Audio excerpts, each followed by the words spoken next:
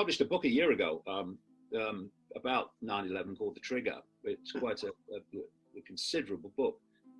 And the whole official story of 9/11 is it's laughable in terms of it doesn't even begin to make sense, because it's a pack of lies.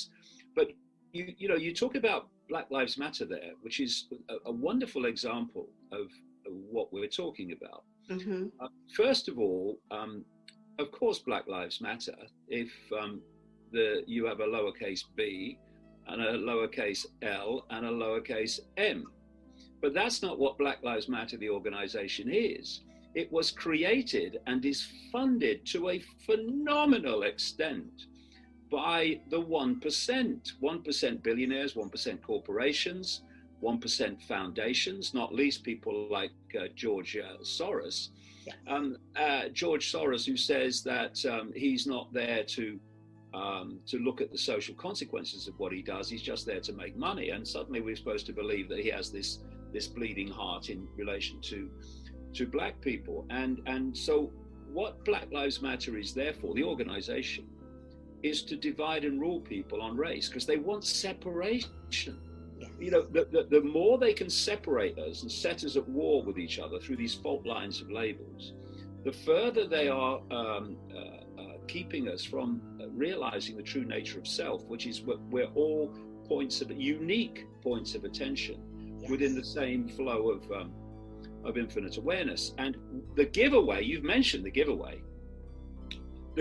that Black Lives Matter, the organization, is a scam, is that all lives matter is now considered a racist statement. Now, what does all lives matter mean? It's the ultimate inclusivity. It is saying everyone is equally important, equally valid, and deserving of equal justice, equal fairness, and equal equality of opportunity.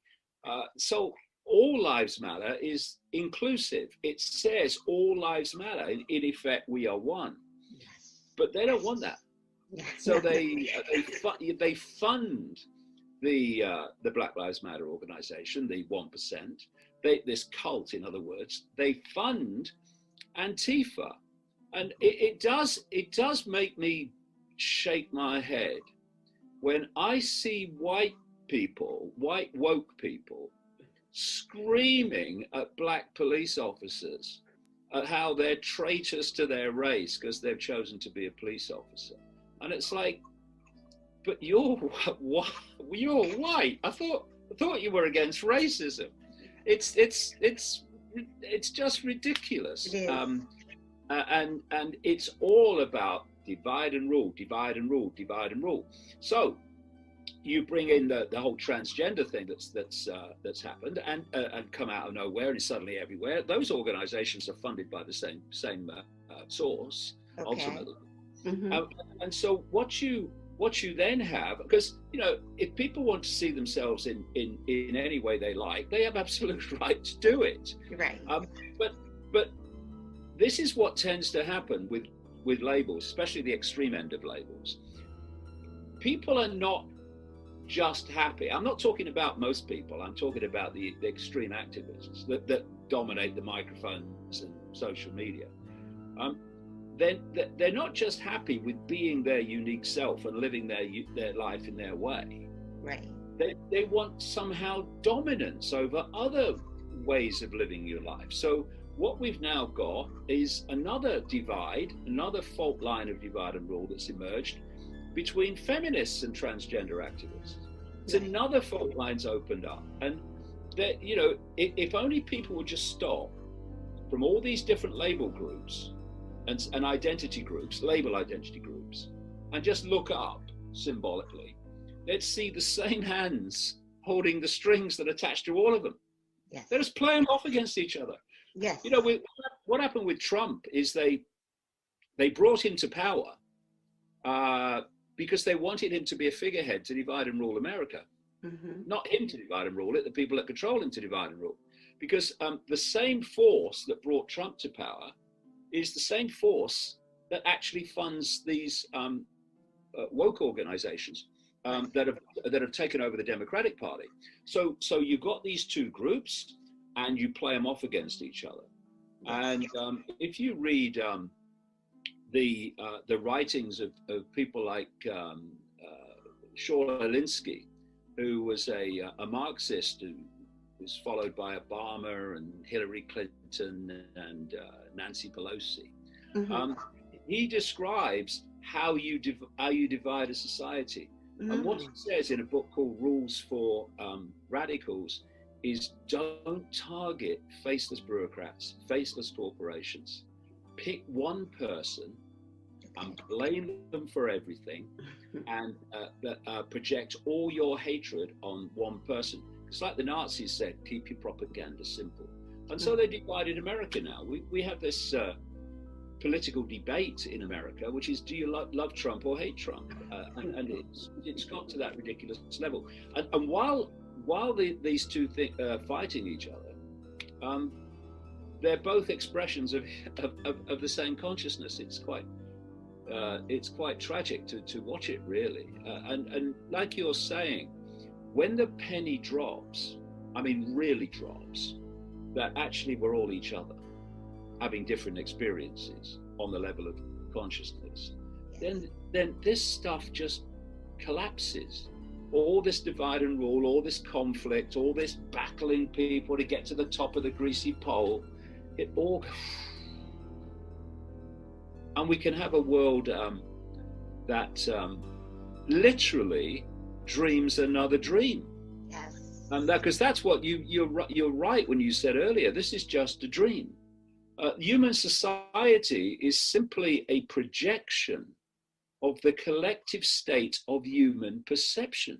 Exactly. And if we change our perception, the projection changes. Exactly. And we dream another dream. We can change the film in the projector. We can change this is also what collectively, yes. This is also why they want to keep us in the perception that everything's solid and everything's apart from everything else, because if we buy that, then change just takes on this, oh, how do you change this? You know, how do you change this? It's going to take so long, you know, because it's you know, it's a solid world and everything's apart from everything else, and you've got to get someone to take minutes, and then we've got to start this organization, and we'll have this protest. No. Perception individually creates your life. Exactly. Because your life is a projection of your perception. Collectively, the world is a projection of our collective perception. And we can change that whenever we choose. Exactly.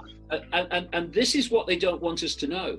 They don't want us to know how fast we can transform this world by transforming our perceptions that are creating this world. Right. They don't want us to wake up to who we truly are. And when you know who you truly are individually, because we are connected collectively, so each one of us waking up individually is affecting the entire universe, not even just the world, because it's just one. And so it's so true. As I'm here in America, and I have no plans on voting, because I agree exactly with what you said, that it's not even, they're just puppets anyway.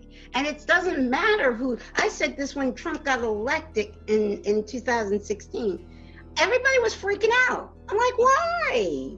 First of all, I was like, he's part of the oneness. He's not separate from the oneness. I have no ill will or ill feelings. I've never been political, and I never will, because to me, that's another, I don't identify with any one religion.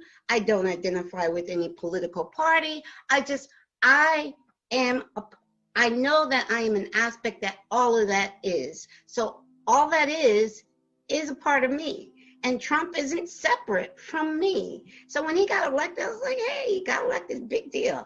And now you're right, on social media, this whole thing, I say something on social media and people will say on Facebook and say, oh, that's what the right, and I'm like, I don't even know what that means, I don't even know what right and left means. And I'm proud of the fact that I don't know what right and left means. And I don't intend to vote this election, not as things stand right now. I don't see, but but I get it from both sides. They don't like that I don't want to vote. But what you've just mentioned there is classic. You're of the right because you have a certain opinion.